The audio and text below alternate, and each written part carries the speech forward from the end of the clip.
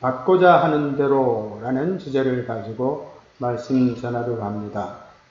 유대교 랍비 힐렐은 내 자신이 싫어하는 일을 이웃에게 행하지 말라. 이것이 전체 율법이다. 그렇게 말했습니다. 이와 견줄 수 있는 예수님의 말씀이 오늘 본문 12절에 나오는 것을 보게 되는데요. 무엇이든지 남에게 대접을 받고자 하는 대로 너희도 남을 대접하라. 이것이 율법이요 선지자니라 하는 말씀이 되겠습니다. 흔히 힐렐이 말한 내 자신이 싫어하는 것을 이웃에게 행하지 말라는 그 계율을 은율이라 이렇게 말하고요. 예수님께서 말씀하신 오늘 본문 12절 말씀, 남에게 대접을 받고자 하는 대로 너희도 남을 대접하라. 이것이 율법이요 선지자니라는 이 말씀을 황금률이라 그렇게 칭하는 것을 알 수 있습니다. 여기 율법과 선지자는 구약 성경 전체를 가리킨다고 할 수가 있겠습니다. 예수님 당시에 있는 성경은 구약 성경이었으니까요. 구약 성경 전체의 교훈을 요약하면 바로 이와 같다 하는 그런 말씀 아니겠습니까? 그래서 오늘은 이 구절을 요점으로 삼고 주어진 본문 말씀을 살펴보려고 합니다. 먼저 1절에서 6절 사이에 나오는 말씀, 1절에서 5절 사이에 나오는 말씀은 비판하지 말라 하는 그런 내용이 되겠습니다.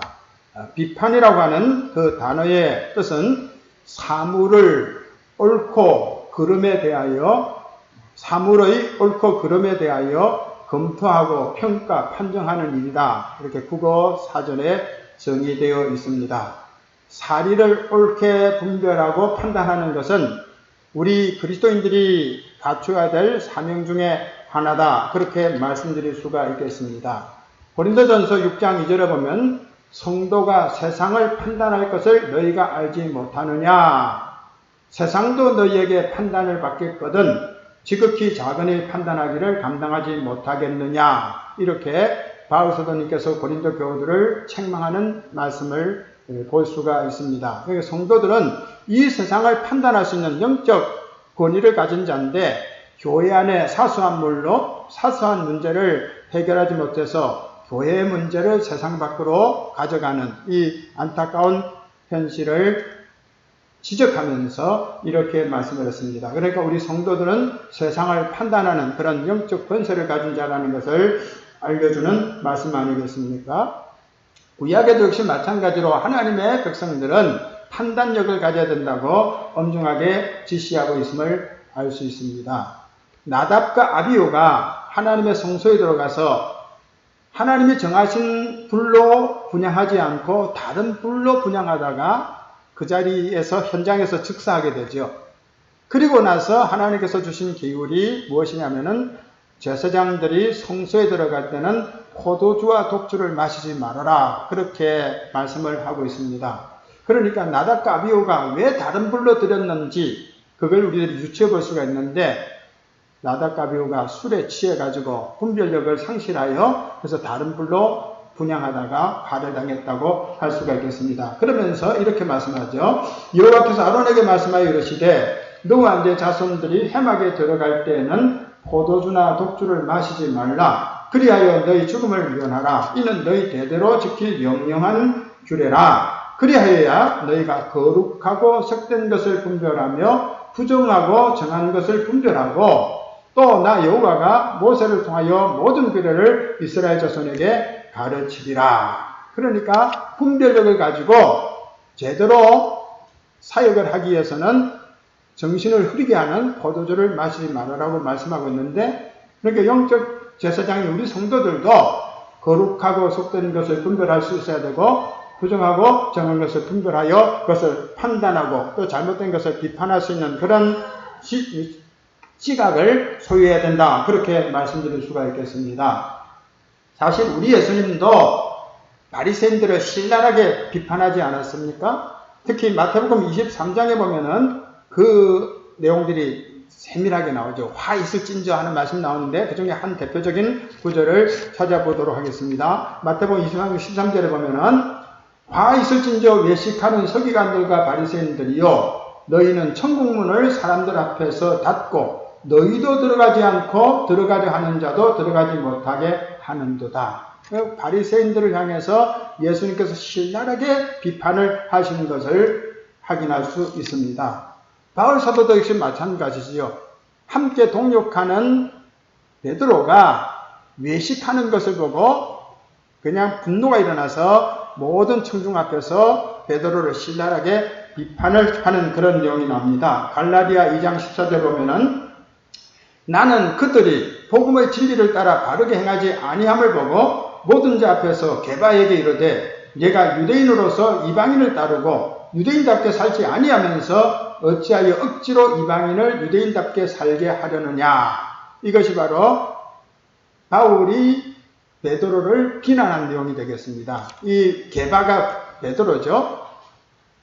게바가 이방인들과 함께 식탁 교제를 나누고 있는데 예루살렘에서 그 지도자들이 온 거예요. 지도자들이 오니까 베드로가 당황을 한 겁니다. 내가 이방인들과 교제하는 것을 저들이 보면 어떻게 비난을 할까? 그것이 두려워가지고 이방인과 식탁 교제를 하다가 그 자리에서 떠나서 모른 척 한 거예요. 아닌 척 한 거예요. 그걸 보고 또 바나바도 같이 그 현장에서 또 영향을 받고서 같이 그렇게 외식을 한 겁니다. 그걸 지금 바울이 알고서 그들 앞에서 꾸짖었다 하는 그런 말씀이 되겠습니다. 그러니까 예수님도 바리새인들을 비판했고 또 바울 사도님도 잘못된 삶을 사는 베드로에게 이렇게 신랄하게 비판했던 것을 보게 되는데요. 예수님처럼 혹은 바울처럼 남을 제대로 비판하기 위해서는 무엇보다도 자기 자신이 진리 안에 거해야 되겠지요. 자기 자신이 진리 안에 거해야만이 당당하게 말할 수 있지 않겠습니까? 그리고 또 그렇게 말하려면은 무엇보다도 용기도 필요하다. 그렇게 말씀드릴 수가 있겠습니다.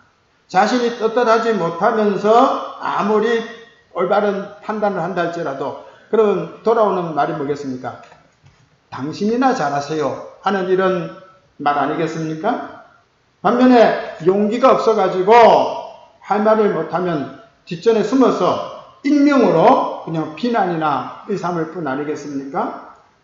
인터넷상에 수많은 댓글들 인신공격하고 조롱하고 폄훼하고 또 근거 없는 비난들을 늘어놓는데요.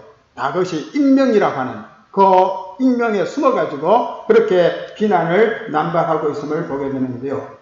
이런 비판으로 상처받는 일들이 세상에 많기 때문에 전도자가 이렇게 말씀을 하고 있습니다. 전도서 7장 20절에 보면은 선을 행하고 전혀 죄를 범하지 아니하는 의인은 세상에 없기 때문이로다 말씀하고 있어요. 그러니까 다 비판받을 일을 안 하고 제대로 얼굴게 사는 사람을 찾아보기는 힘들다는 그런 말씀을 먼저 하면서요. 이렇게 말합니다. 사람들이 하는 모든 말에 내 마음을 두지 말라. 그리하면 내 종이 너를 저주하는 것을 듣지 아니하리라. 너도 가끔 사람을 저주하였다는 것을 내 마음도 알고 있느니라. 그러니까 너도 남 비판했던 일이 있으니까 남들이 너 비판하는 거 그거 어떻게 나를 평가하는가 그거 귀 기울여 들으려고 하지 말아라. 이렇게 말하면서 사람은 다 부족한 부분들이 있는 존재다. 그렇게 전도자 솔로몬이 말씀하는 것을 알 수가 있습니다. 예수님께서는 오늘 본문에서 비판을 받지 않으려면 비판하지 말아라. 그렇게 말씀을 하죠. 비판을 받지 아니하려거든 비판하지 말아라. 물론 이 말씀은 긍정적이고 발전적인 공정한 비판을 하지 말라 하는 그런 뜻이 아니겠죠. 예수님도 비판하시지 않았습니까? 여기서 비판하지 말라는 말씀은 부정적인 비판, 비난에 가까운 그런 비판을 금하신 것임을 분명히 우리들이 알 수가 있습니다. 이런 부정적인 비판은 어디에서 나옵니까? 보통 교만에서 나오는 겁니다. 나는 당신보다 낫습니다. 자기가 위에 서서 아래 사람들을 내려다보는 그런 교만한 마음이 있기 때문에 남의 잘못들이 눈에 보이고 그래서 그걸 지적하여 비판을 하는 것 아니겠습니까? 혹은 자기와 경쟁 대상에 있는 사람을 시기하면서 그 사람이 잘 될 때에 그 잘하는 모습보다는 부정적인 부분들을 추려서 그걸 또 비판하는 것을 보게 됩니다. 하지만 이런 비판은 상대적이기 때문에 자신이 비판하는 그 비판으로 결국 자신도 비판을 받게 되고 자신이 헤아리는 그 헤아림으로 자신도 헤아림을 받게 된다는 것입니다. 그걸 예수님께서 본문에서도 말씀하고 있지 않습니까? 2절에 보면 너희가 비판하는 그 비판으로 너희가 비판을 받을 것이요 너희가 헤아리는 그 헤아림으로 너희가 헤아림을 받을 것이니라. 바울 사도님께서 로마 교우들에게 편지하면서 그렇게 말씀합니다. 남을 판단하는 사람아 누구를 막론하고 내가 핑계하지 못할 것은 남을 판단하는 것으로 내가 너를 정죄하느니 판단하는 내가 같은 일을 행함이니라.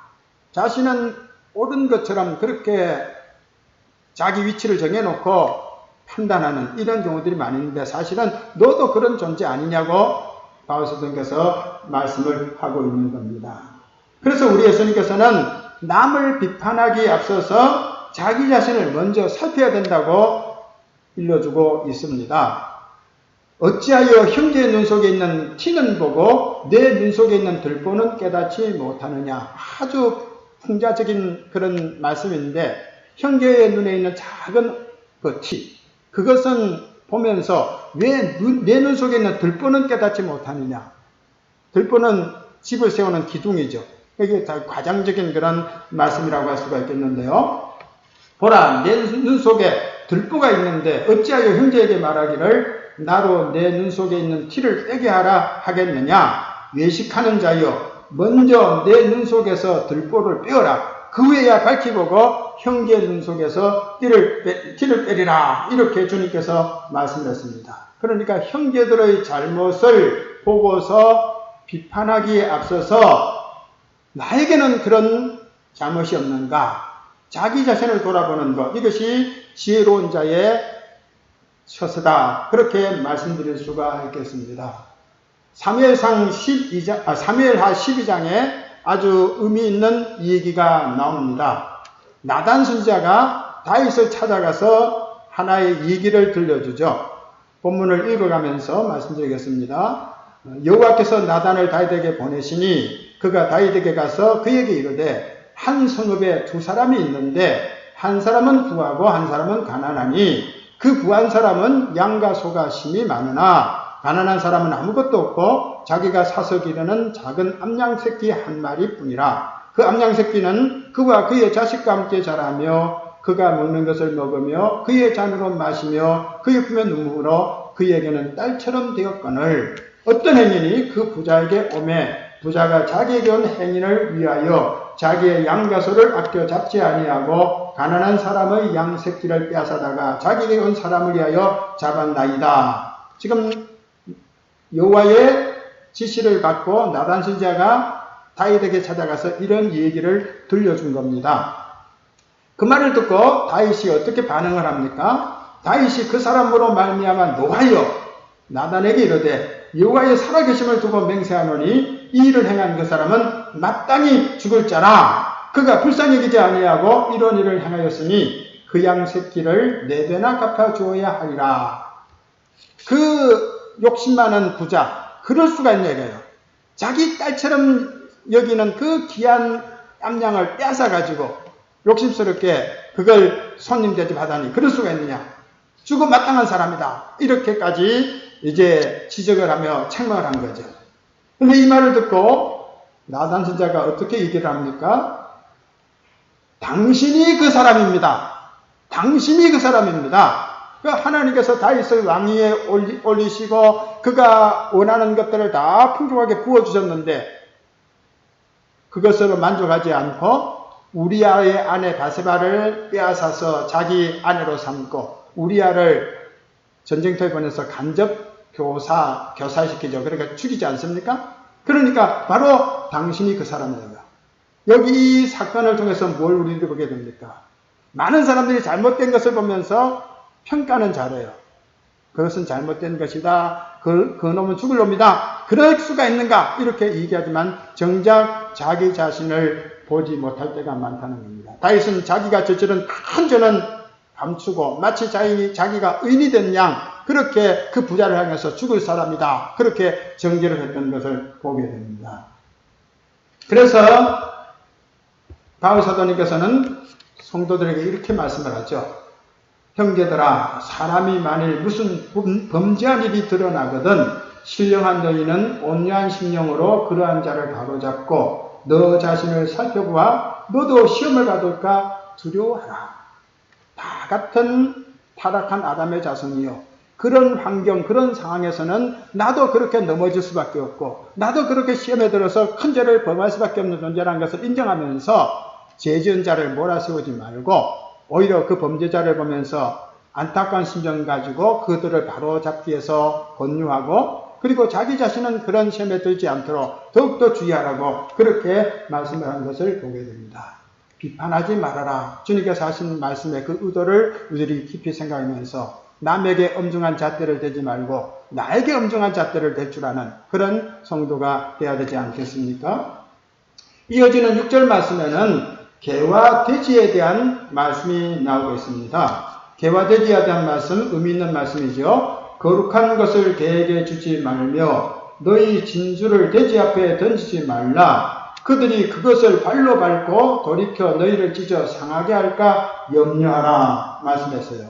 여기 개, 돼지 이렇게 표현을 하고 있는데 이것도 풍자적인 말씀이 되겠는데, 개, 돼지에 대한 비유의 말씀이 성경에 몇 차례 나옵니다. 그 중에 대표적인 것을 찾아보겠습니다. 잠언 26장 11절에 보면 개가 그 토한 것을 도로 먹는 것 같이 미련한 자는 그 미련한 것을 거듭 행하느니라. 개가 토한 것을 다시 먹듯이 미련한 사람은 계속 미련한 짓을 반복한다. 미련한 사람의 그 미련한 행동의 반복을 개가 토한 것을 다시 먹는 것으로 빗대어서 말씀을 하는 거죠. 그리고 베드로서 2장 20절에는 참된 속담에 이르기를 개가 그 토하였던 것에 돌아가고 돼지가 씻었다가 더러운 구덩이에 도로 누웠다는 말이 그들에게 응하였도다. 그러니까 죄를 저질렀다가 예수 믿어 구원받았다고 말하면서 또 다시 반복해서 죄를 짓는 이런 자들을 개와 돼지와 다를 바가 없다고 그렇게 베드로 사도님께서도 말씀하는 것을 보게 됩니다. 그런데 오늘 본문에 나오는 개, 돼지의 비유는 이 본문하고 이 인용한 성경 구절하고는 조금 다른 의미라고 할 수가 있겠습니다. 그러니까 본문의 문맥을 통해서 이 개, 돼지에 대한 의미를 우리들이 해석을 해야 되겠죠. 그냥 동떨어지게 끄집어내가지고 한 절만 해석할 것이 아니라 본문 문맥 속에서 우리들이 해석을 해야 됩니다. 그러니까 비판하지 말라는 말씀에 연이어서 이 말씀을 하고 있는데요. 거룩한 것이나 진주, 이건 뭘 의미하겠습니까? 진리의 복음에 근거한 건전한 비판, 이렇게 우리들이 생각을 하면 해석이 될 겁니다. 그러니까 진주나 거룩한 것, 이건 하나님의 말씀인데 그 하나님 말씀에 근거해서 바른 비판과 바른 판단을 말하는 거죠. 그런데 그 바른 판단을 듣고서도 그걸 수용할 줄 모르는 사람들을 개와 돼지로 빗댄 것이라고 할 수가 있겠습니다. 개와 돼지는 바른 말을 거스르는 완악한 자들을 의미한다. 그렇게 말씀드릴 수가 있겠습니다. 잠언에도 이와 유사한 말씀이 나오죠. 잠언 9장 7절 8절입니다. 거만한 자를 징계하는 자는 도리어 능력을 받고 악인을 책망하는 자는 도리어 흠이 잡히느니라. 거만한 자를 책망하지 말라. 그가 너를 미워할까 두려우니라. 지혜 있는 자를 책망하라. 그가 너를 사랑하리라. 그러니까 거만한 자들은 개와 돼지와 같아서 거룩한 것을 줘도 진주를 줘도 그 가치를 모르기 때문에 오히려 그것을 더럽히고 오히려 그것을 준 자에게 해코지한다. 이렇게 말씀을 하고 있습니다. 다시 말씀해서 건전한 비판이라 할지라도 받을 만한 사람에게 하라는 거죠. 상대방이 받을 만한 그릇이 아닌데도 불구하고 아무리 좋은 비판을 한다 할지라도 그것은 유익이 없다는 거죠. 듣고도 반응이 없을 뿐 아니라 오히려 그렇게 충고를 한 사람을 해치는 그런 경우가 있기 때문에 예수님께서 이런 말씀을 덧붙인 것이라고 할 수가 있겠습니다. 오늘 우리는 다른 사람들이 어떤 사사로운 감정이나 또 자기 주관적인 그런 생각 가지고 우리를 함부로 비판하는 것이 아니라 정말 나를 생각하는 마음을 가지고 하나님 말씀을 가지고 내가 잘못되었을 때에 지적해주고 또 권면할 때에 그 말씀에 과연 귀를 기울입니까? 그건 쉬운 일이 아니지만 우리들이 그렇게 하는 훈련을 쌓아 나가야 할 것입니다. 욥은 이렇게 말하죠. 대적이 나를 소송하는 그런 어떤 내용이 있다면은 그걸 내가 존중히 받들겠다고 말씀을 합니다. 욥기 31장 35절에 나를 고발하는 자가 있다면 그에게 고소장을 쓰게 하라. 내가 그것을 어깨에 매기도 하고 왕관처럼 머리에 쓰기도 하리라.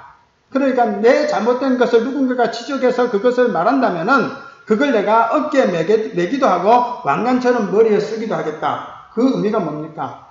충고를 내가 받아들이고 겸손하게 그것을 따르겠다 하는 그런 표현 아니겠습니까? 사실 쓴소리를 듣는 순간 기분 좋을 분은 아무도 없을 겁니다. 그 순간은 기분이 상하겠지만은 그러나 새겨 들으면은 그것이 결국은 우리에게 지혜가 됐다고 할 수가 있겠습니다. 앞서 나단 선지자가 다윗을 찾아와서 예하를 들려주고 그 죽을 마땅한 사람이 바로 당신입니다. 이렇게 지적을 할 때에 다윗이 어떻게 했습니까? 불쾌하여 나단 선지자의 목을 날렸습니까? 그렇지 않았지요. 온전히 받아들이게 됩니다. 사무엘하 12장 13절에 보면 다윗이 나단에게 이르되 내가 여호와께 죄를 범하였노라. 그렇게 겸손하게 그 말씀을 받아들입니다. 당신이 그 사람이라 할 때에 그 말씀을 그대로 받아들인 겁니다. 그때에 나단 선지자가 다윗에게 말하지요. 여호와께서도 당신의 죄를 사하셨나니 당신이 죽지 않을 겁니다. 그러나 거기에 대한 징벌은 얼마간 받게 될 겁니다. 연이어서 이렇게 말씀을 하고 있음을 보게 됩니다. 여러분, 오늘 우리를 향해서 쓴소리를 해주는 좋은 친구가 있다면 감사함으로 우리들이 맞아들여야 될 것입니다. 잠언 기자는 친구의 비판과 원수의 칭찬을 분별할 수 있어야 된다고 말씀을 하죠. 잠언 27장 6절에 보면 친구의 아픈 책망은 충직으로 말미암는 것이나 원수의 잦은 입맞춤은 거짓에서 난 것이니라. 누군가 나를 칭찬해주고 그저 좋은 말만 한다고 해서 마음 열 것이 아니라 그 사람이 내게 어떤 의도를 가지고 말하는지 이걸 분별할 줄 알아야 된다는 겁니다. 비록 따끔한 말을 한다 할지라도 정말 나를 사랑하는 가운데 내가 잘 되기를 원해서 지적해주는 자가 있다면 우리들 기쁨으로 받아들여야 되겠고요. 우리를 칭찬하고 떠받치는 것처럼 말하는 그 거짓에 속아서는 결코 안 될 것입니다. 우리의 마음이 완악해져서 이성이 없는 짐승, 개와 돼지처럼 되지 않도록 조심해야 할 것입니다. 이제 오늘 본문 말씀의 마무리 부분 7절 이하의 말씀을 통해서 우리 좋으신 아버지 하나님 그분께 간구하는 삶에 대한 교훈을 듣도록 하겠습니다. 지난번에도 말씀드렸듯이 예수님께서는 이 산상보험 마태복음 5장과 6장과 7장 이 3장을 통해서 우리에게 많은 것들을 깨우쳐 주셨는데 그 중에 특별히 깨우쳐 주신 것은 하나님이 너희 아버지라는 겁니다. 하나님이 하늘 아버지라는 것 이걸 깨우쳐 주신 거예요. 많은 그런 말씀이 있지 않습니까? 하늘 아버지라는 말씀 많이 나오지 않았습니까? 오늘 본문에서도 이 사실을 일러주고 있습니다. 너희 중에 누가 아들이 떡을 달라 하는데 돌을 주며 생선을 달라 하는데 뱀을 줄 사람이 있겠느냐? 너희가 악한 자라도 좋은 것으로 자식에게 줄 줄 알거든 하물며 하늘에 계신 너희 아버지께서 구하는 자에게 좋은 것으로 주시지 않겠느냐? 말씀을 했습니다. 세상에 아주 나쁜 부모를 할지라도 자기 자녀에게만은 어떻게든지 잘해주려고 하는 것이 정상적인 그런 감정을 가진 사람이라면 그렇게 하겠지요. 요즘은 하도 이상한 사람들이 많아서 자식들을 이렇게 내모는 경우도 있지만 그래도 일반적으로 볼 때는 아무리 악한 자라는 평가를 받는 사람이라 할지라도 자식에게만은 잘해주려고 하는 것 아니겠습니까? 일반적이지 않습니까? 이걸 주님께서 말씀하시는 거예요. 세상에 악한 부모도 자식에게 좋은 것 주기를 원하는데 하물며 하늘에 계신 너희 아버지께서 하나님의 자녀들에게 좋은 것 주지 않겠느냐 이렇게 말씀을 하고 있습니다. 여기서 우리가 뭘 깨달을 수 있습니까? 기도의 대상이 하늘 아버지라는 사실입니다. 우리의 기도의 대상이 하늘아버지예요. 내 기도를 들으시는 분이 하나님이라는 겁니다. 그 하나님은 어떤 분이십니까? 악한 분이 아니시죠. 하나님은 선하신 분이시죠. 그리고 신실하신 분이죠. 한번 약속하시면 지키시는 분 아니십니까? 그리고 그분은 전지전능하신 분이에요. 세상 부모는 자식의 그 감정을 다 헤아리지 못해요. 그래서 자식의 요구를 이해하지 못해서 안 들어줄 때도 있고, 또 능력이 없어서 해주고 싶어도 못 해주는 경우도 있죠. 한계가 있지 않습니까? 그런데 우리 하나님은 전지전능하신 분이에요. 선하신 하나님이시지요. 신실하신 하나님이시지요. 전지전능하신 하나님이시지요. 그분께서 우리의 필요를 다 아시기 때문에 그 필요에 따라서 우리에게 허락하시는 것. 이것은 정말로 놀라운 일이 아니라는 말씀이 되겠습니다. 민수기에 보면은 이스라엘 민족들이 광야 생활을 하면서 먹을 것이 부족해가지고 이제 좀 탐욕을 부리는 거죠. 매일 하나님께서 만나를 주셨는데 그 만나 가지고는 성에 안 찬 거예요. 그래서 고기 주시오, 고기 주시오 이렇게 소리치죠. 그러니까 하나님께서 모세에게 이제 고기를 주겠다고 약속을 하시죠. 그러니까 모세가 그건 안 될 일이라고 말하죠. 하나님, 이 무리가 얼마나 된 줄 아십니까? 60만 명입니다. 장정만 60만 명이에요. 남자 장정만 60만 명이니까 부인이 있고 자식이 있고 뭐 한 200만 가량이 된다고도 추정해 볼 수가 있겠는데 그들에게 고기를 주겠다니요.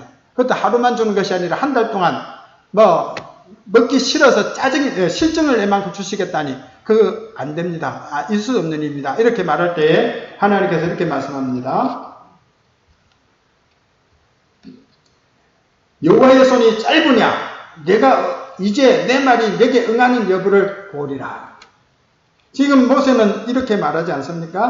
이 백성의 보행자가 60만 명이었는데 주의 말씀이 한 달 동안 고기를 주어 먹게 하겠다 하시오니 그들을 위하여 양떼와 소떼를 잡은 즉 조카오며 바다의 모든 고기를 모은들 조카리까. 그때 하나님께서 여호와의 손이 짧으냐?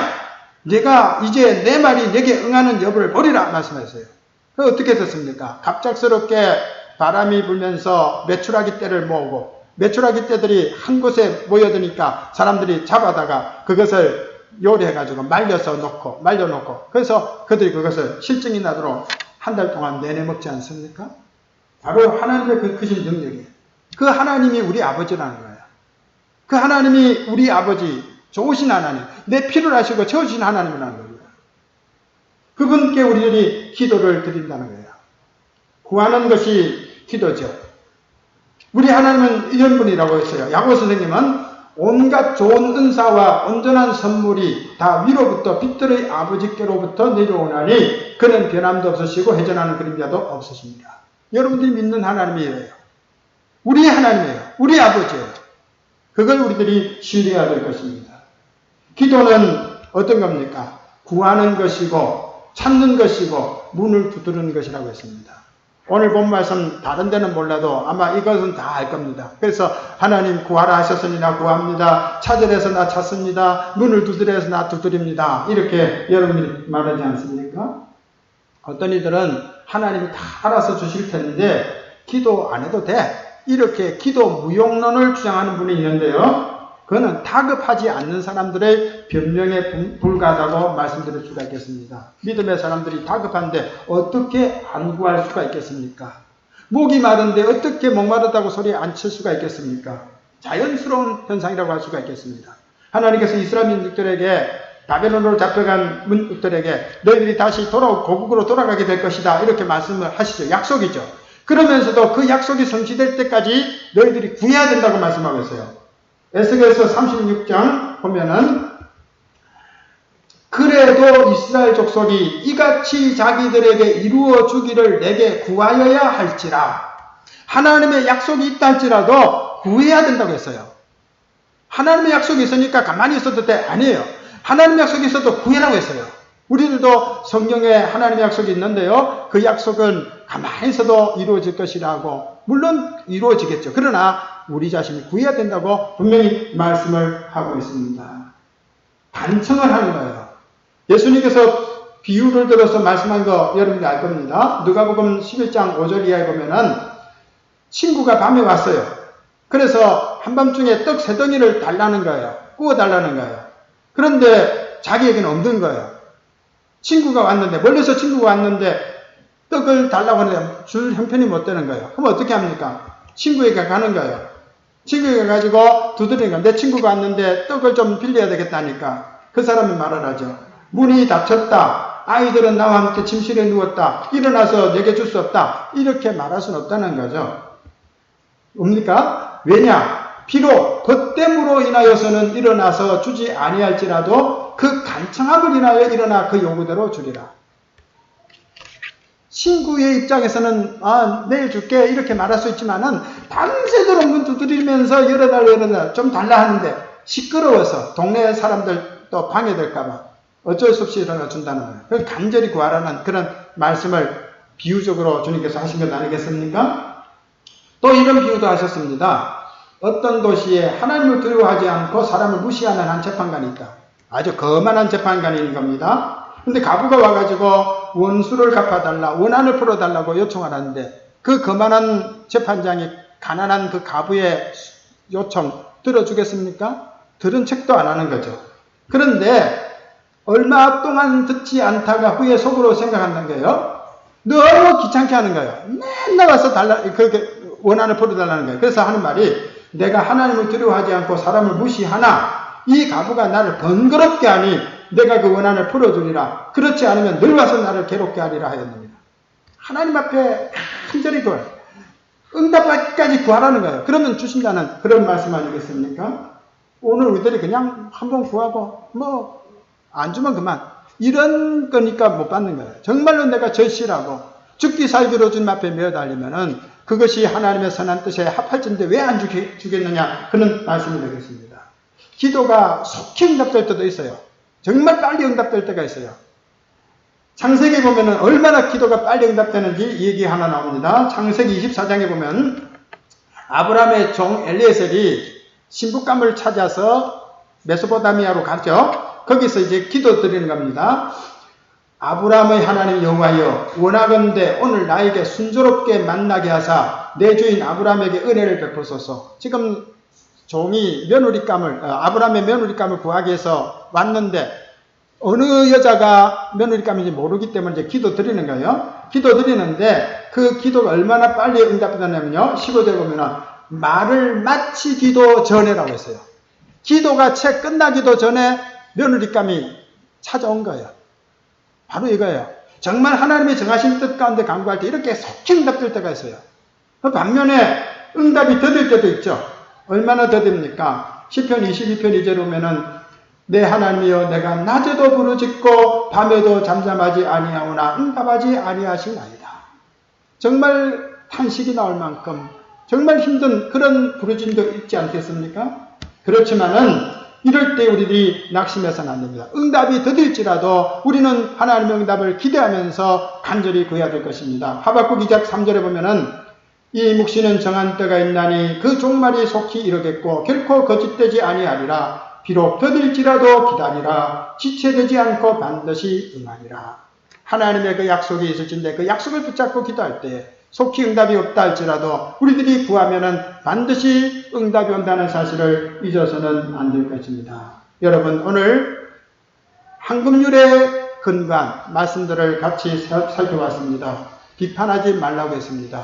우리는 언젠가 다 하나님의 심판대 앞에 서지 않겠습니까? 바울사도님이 이렇게 말씀했습니다. 남의 하인을 비판하는 너는 누구냐? 그가 서 있는 것이나 넘어지는 것이 자기 주인에게 있음에 그가 세움을 받으리니 이는 그를 세우시는 권능이 주께 있습니다. 하나님께서 판단하실 것이니 내가 나서지 말라라는 말씀 아니겠습니까? 내가 어찌하여 내 형제를 비판하느냐? 어찌하여 내 형제를 업신여겼냐? 우리가 다 하나님의 심판대 앞에 서리라. 하나님의 심판대 앞에 설 것을 생각하면서 자기 자신을 살펴야지 남 판단, 남 정죄하는 그런 삶을 살지 말고 나를 늘 판단하고 나를 살피는 그런 삶을 우선 살아야 되지 않겠습니까? 그리고 형제들의 건전한 비판을 우리들이 외면하지 말고 그것을 쓴 약이랄지라도 받아들이는 그런 지혜자가 되어야 될 것입니다. 무엇보다도 우리 하나님은 좋으신 분으로서 좋은 것을 주시는데 우리가 그 좋은 것을 기대하고 원한다 할진데 우리들도 남에게 좋은 것들을 주기를 기뻐해야 될 것입니다. 이렇게 말씀합니다. 길을 막고 가난한 자가 부르짖는 소리를 듣지 아니하면 자기가 부르짖을 때에도 들을 자가 없으리라. 행한 대로 된다는 거예요. 대접한 대로 대접을 받고 내가 안 좋게 했으면 결국 안 좋은 것이 내게 돌아온다는 이런 말씀 아니겠습니까? 대접을 받고자 하는 대로 남을 대접하라. 이것이 율법이요 선지라는 말씀 우리의 마음에 새기고 이 한 주간도 주님 말씀 안에서 살아가는 복된 성도들이 되시기를 축원합니다. 찬송하겠습니다. 465장입니다. 예비하신 헌금 드리십시다.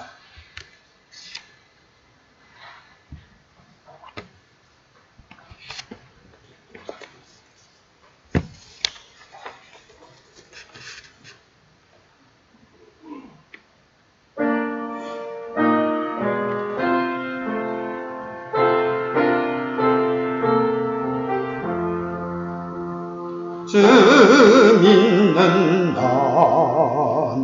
위에 진실하고 날 보는 자 위에서 정결코 담대하여 이 세상 환난 중에 나 영감이 늘 승리하리라. 나 영감이 늘 승리하리라. 저 원수도 내 참된 친구 삼고 남 주면서 행한 일 잊으리.